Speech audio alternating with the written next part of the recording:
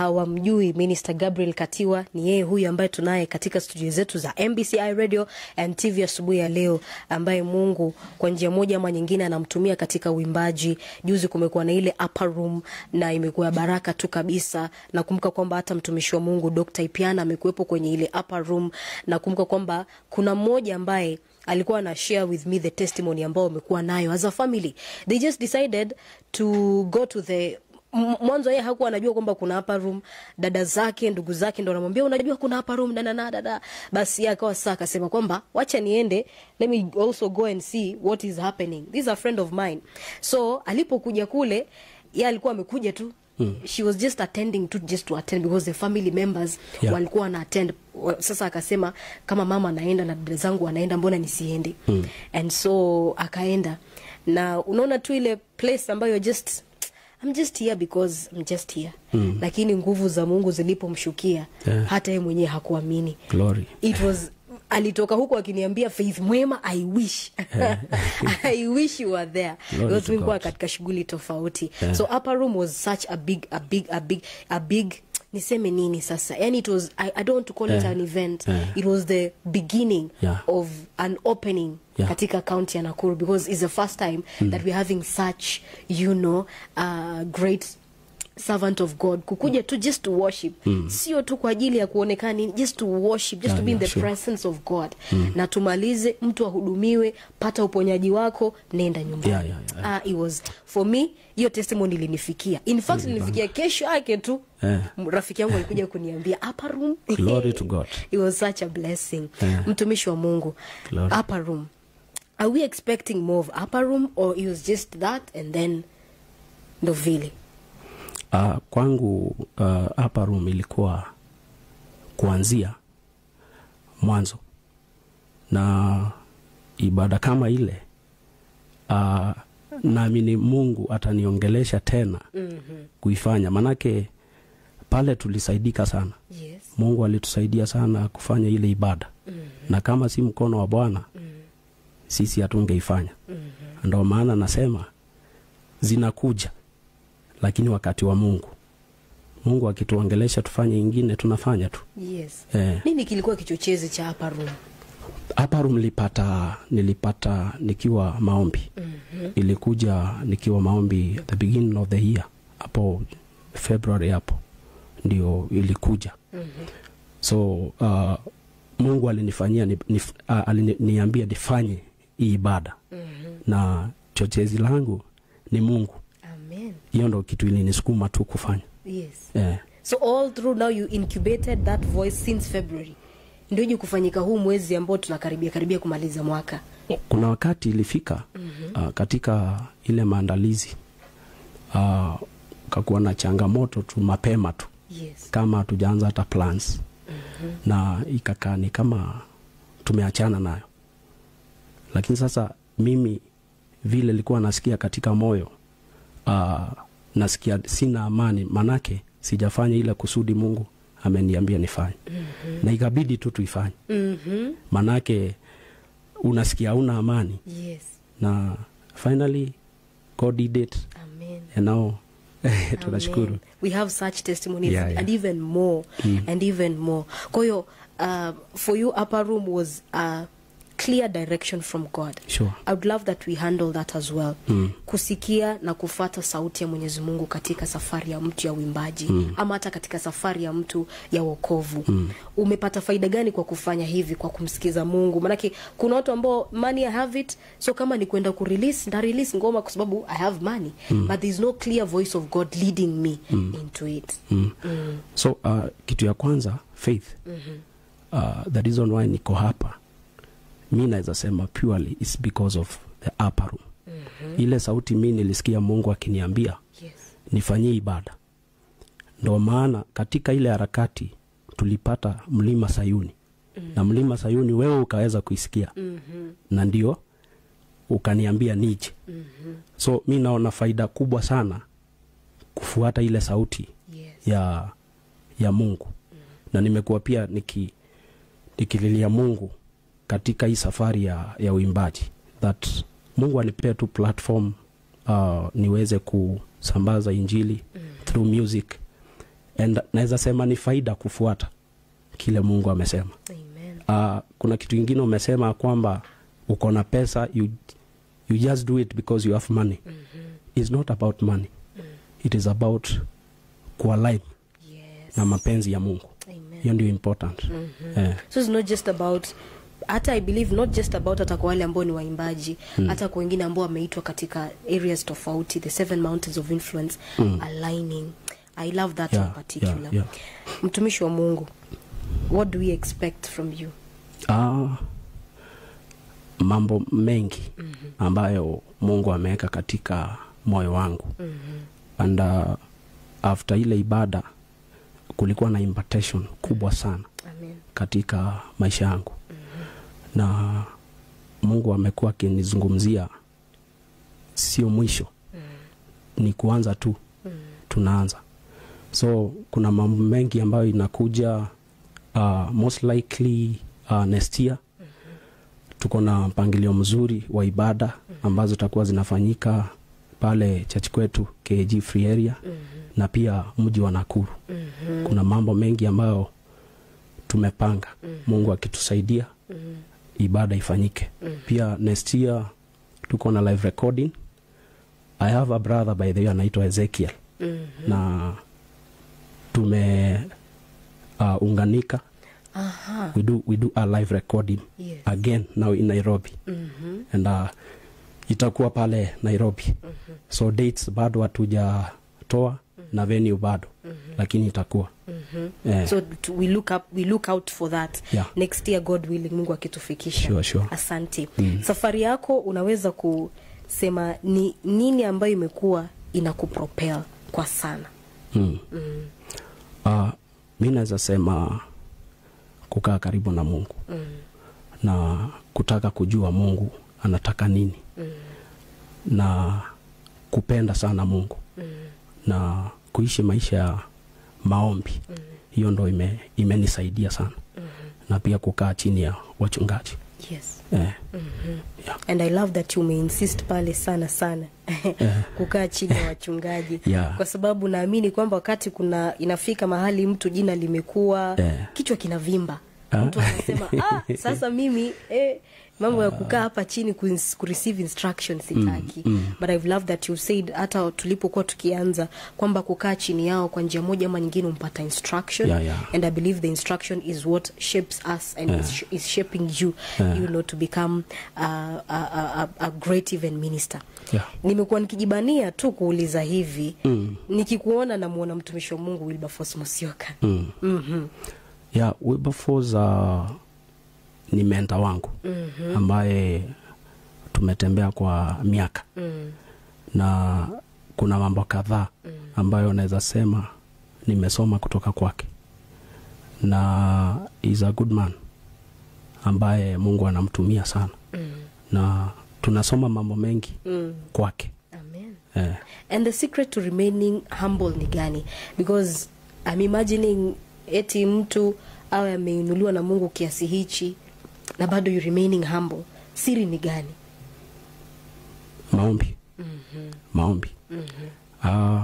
Maombi inakufanya ujue si wewe. Wajua shida kubwa ni kuanza kuona kama ni wewe. Unafanya. Lakini now because tuko na yule ako ndani yetu. Na ile kitu inafanya akae ndani ni kupitia kwa maombi tu. So mimi naweza sema Mungu tu ndo amenisaidia kukua humble na kuremain tu nikiwa chini. Asante. Manake sio mimi but he lives in me. Amen. And when he lives in you hatuna budi bali ku just yield to him. Yeye tu ndiye anaonekana. Sio mimi. And before tumalize ya mazungumzo, before when you were beginning na sasa, there was a period of we didn't see, we didn't hear Minister Gabriel. Hii season ya waiting, hii season ya hii season hapa katikati. Nini kilikuwa kikiendelea hapa katikati? Ile kutengenezwa. Manake hamkuwa mnaniona.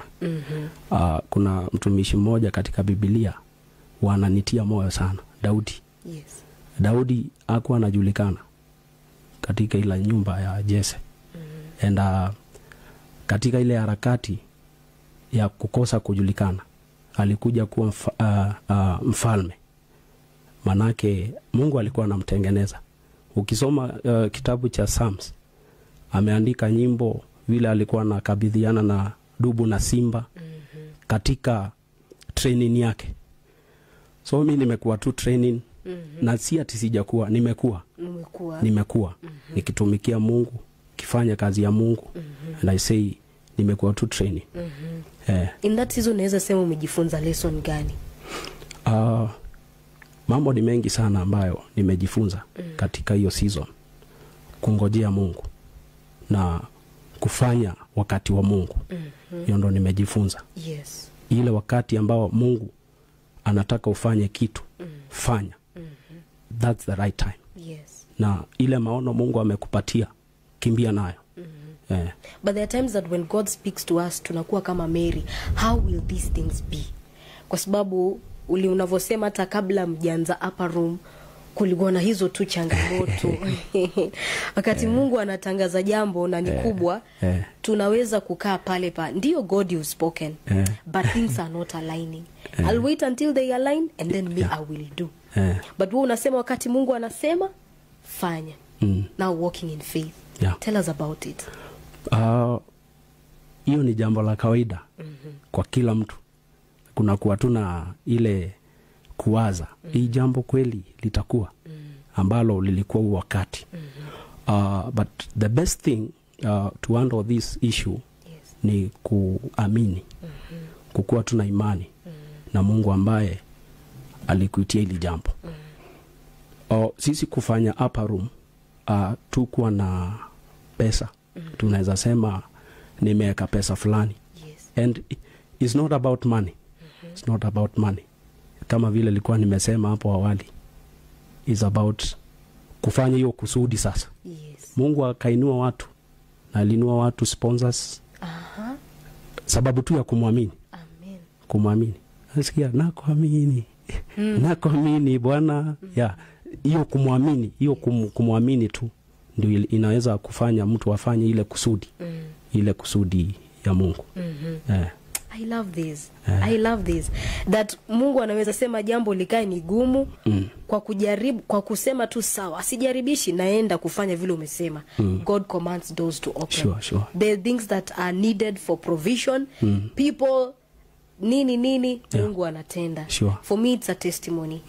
Iwapo kwamba, manake I believe msikilizaji na mtazamaji ndo Baraka Sunday ya mwisho mwaka huu utaipata. Nimepata lesson kubwa sana kutoka kwako mtumishi wa Mungu. That hata kama God says and it does not seem like it's making sense and the situations are not aligning, proceed with the voice. Kule mbeleni atalainisha. Atashughulika yeye.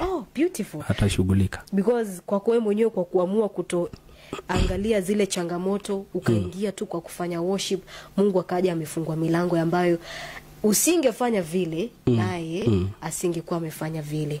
I love this. I love this. I love this. God is good. Amen. Amen. Tutakuwa tunamalizia mazungumzo yetu ya leo. Pengine kuna mtu ambaye anatutazama siku ya leo and there are things that God has told them to do. Lakini hata kama Mungu amesema, vitu havijajipanga tu. Kwa hiyo yuko pale kusema, God, are you really the one speaking to me? Unaweza kumencourage yule mtu kwa kumwambia namna gani? Number 1. Number 2, kuna wale ambao you're waiting on God for that season of announcing an individual. Na inakaa ni kama hiyo season ina take long. I've been serving, ninakaa kwa huduma, bado God uni-announce. Kwani kunaenda namna gani? In fact wengine ndo wanakuwa announced, mimi niko tu nasubiria. Na kani kama unanipika mapishi ambao hayakamiliki until when utamweleza vipi mtu kama yule. Pamoja na hilo, your contacts tukupata namna gani? Na ulitaja mwanzo kwamba you have a band. Do you go ministering to other churches? When we can invite you, utapatikana? So mwenye anatusikiliza na kuna kitu ungependa kufanya ama Mungu amekuelekeza kufanya, unachukua tu hatua ya imani. Na mimi nafikiria hilo jambo ni kusudi la Bwana. Kama basi ni kusudi la Bwana, litafaulu. Na the only thing that tunaweza fanya kuchukua tu hatua. Chukua tu hiyo hatua ya imani na uanze hilo jambo. Because God anaangalia tu hivyo. Anaangalia tu mtu aanze kitu na yeye anakuja na anaikamilisha. Amen. Yeah. So ukienda katika social media utanipata YouTube, naitwa Gabriel Katiwa GK. GK ni short form ya Gabriel Katiwa. The first letters. Pia kwa TikTok utanipata kila mahali tu ni Gabriel Katiwa GK. Utanipata kila mahali. All social media platform zote, Spotify, niko Boomplay, na Mungu ametusaidia kufika kule. Amen. So ibada ambayo tulifanya, tulikuwa na band. Niko na band ambayo tunasaidiana hii kazi, kufanya kazi la Mungu. Na tumekuwa tukitembea katika mialiko ya kuhudumu na Mungu amekuwa akionekana sana. Amen. So tuko available katika mialiko. Tuko. Asante. Kwa ajili ya kuhudumu. Tutakuwa tusaidia nambari yako ya simu and future plans. Najua ulishakuwa umetaja hili awali, but kuna jambo ambalo ulisema now we'll be moving into from now kanisani, now out into worshiping, street worship and all that. Je, kama kuna imbaji ambao wanataka kujiunga na nyinyi, are they open to do that? Mlango umefunguliwa. And tuna watu ambao tunaangalia, ambao ni wa ibada. Si tunafanya ibada, si mambo ingine. Tarakasi. Sisi hatufanyi vitu zingine. Sisi tunataka Mungu ajulikane kupitia uimbaji. Amen. Na watu wapokee uponyaji, watu waokoke kupitia uimbaji. Amen. So kama wewe ni mtu wa aina ile, tunakuhitaji. Asante. Sitakuachilia kabla hujatupatia nambari yako ya simu. Na tupate nafasi ile hicho kibao nimechagua. I really love that part. For me that part, sima tuchague. Nimechagua. Tumefika mahali kwa kufanya maamuzi kikamilifu. Yes. Tuchague.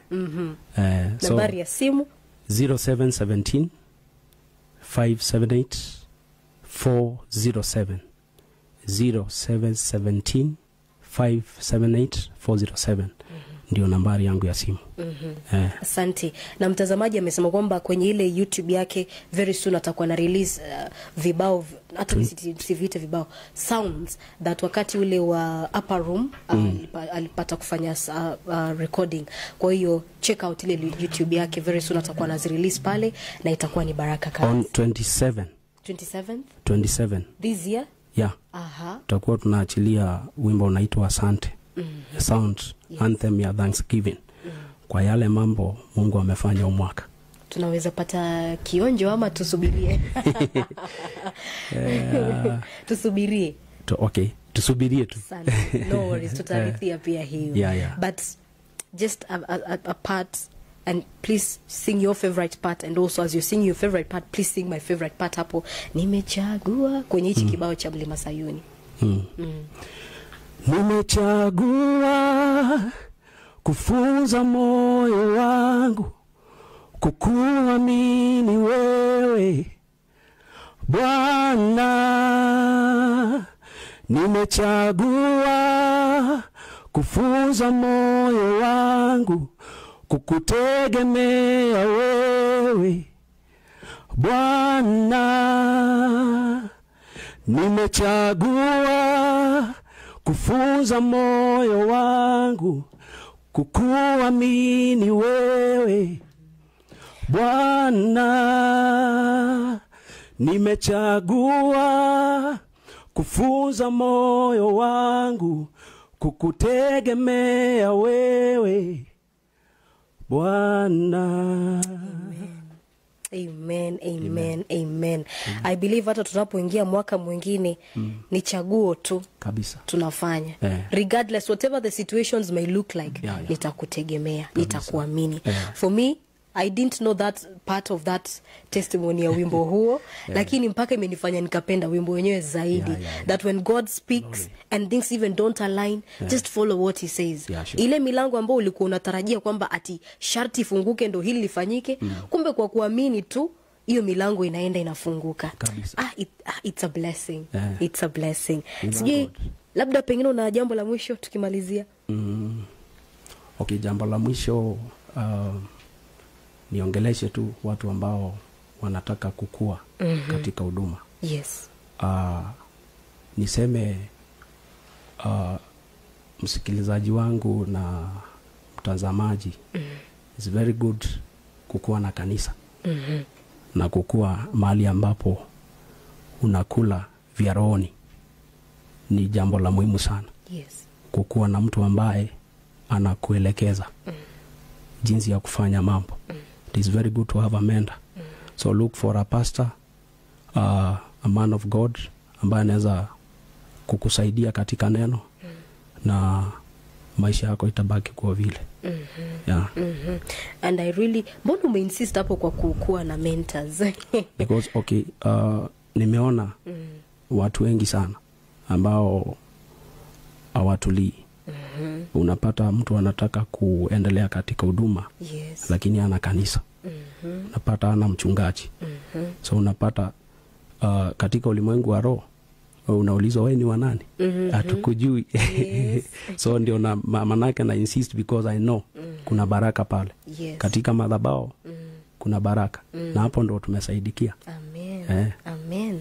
And I really love that una insist kwamba hata uimbaji wako na hata wale ambao unatarajia mkatashirikiana nao katika uimbaji isiwe tu ni just come we sing because we have voices.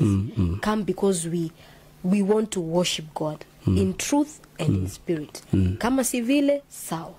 I love it. So because sometimes tuna confuse kukua na singers and worshipers. Kuna watu wamebarikiwa na sauti. Lakini huyo mtu hajajipeana katika service, katika kumwabudu Bwana. Kweli amebarikiwa kabisa na sauti yako nayo. Lakini ukiangalia katika ile kushirikiana katika kanisa, ibada, hayuko. So na insist sana hapo kwa worship. Hapo kwa worship sana. Na insist sana hapo because hilo ndilo Mungu ametuitia. And the reason why we were created is to worship. Asante. Thank you so much for honoring our invitation and coming. It's a blessing. Thank you. Thank you so much even for sparing time. Najua wewe ni mhudumu pale kanisani. Leo hujahudumu kwa sababu uje kutuhudumia. Thank you so very much. Nashukuru pia for the opportunity kunialika. Amen. And I think this is not the last one. Amen. We have more coming. It's the beginning. Sure. Kama jinsi Mlima Sayuni umefungua milango, basi hata hii itafungua milango. Amen. Asante sana. Asante.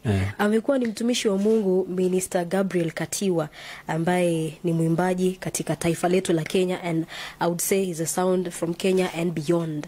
Ametoa kibao kile ambacho kitamu tu kabisa, Mlima Sayuni na kuamini. And that song itself, even the preparation of the upper room itself, wale ambao wamejua upper room ni kabisa tu kabisa what Mary, I'm looking at this na ile story ya Mary. Wakati Mary aliambiwa na Gabriel the angel that now utapata mtoto, aliuliza vitu hivi vitakuwa namna gani, lakini tu kwa kusema sawa, let it be so as you've said, basi Mungu akawa amefungua mlango wa hata mwanawe Yesu Kristo kuja hapa. This is a testimony for me. Amen. That God can speak and things don't make sense, but as long as you align, he comes through. Amen. Asante sana. Kwa hiyo msikilizaji na mtazamaji wangu, wacha tutapate chikibao, halafu baadaye tutakuwa tunaagana tu. Manake hii ndo itakuwa ndo Baraka Sunday ya mwisho mwaka huu, na tunaifunga tu kwa kukubaliana kwamba na kuamini liwe liwalo, na kuamini au believe regardless of what will come, nitaamini itaamini. Because sometimes wakati mtu mmoja alikuwa ananiambia Mungu hajashindwa kutupatia instructions, but anakosa watu wa kuamini instructions zake. God it's not that he cannot speak to us even in the mountain of business, ambia mtu fungua biashara hii, lakini watu wa kumwamini ndo wanawakosa, kwa sababu mtu anaangalia anasema how will this be? Mimi nifungue biashara milioni 10 na tuwapi 10 million in the first place, hata sijashika 5,000. But just by believing, God comes through. Tupate chikibao, be right back, usiende mbali.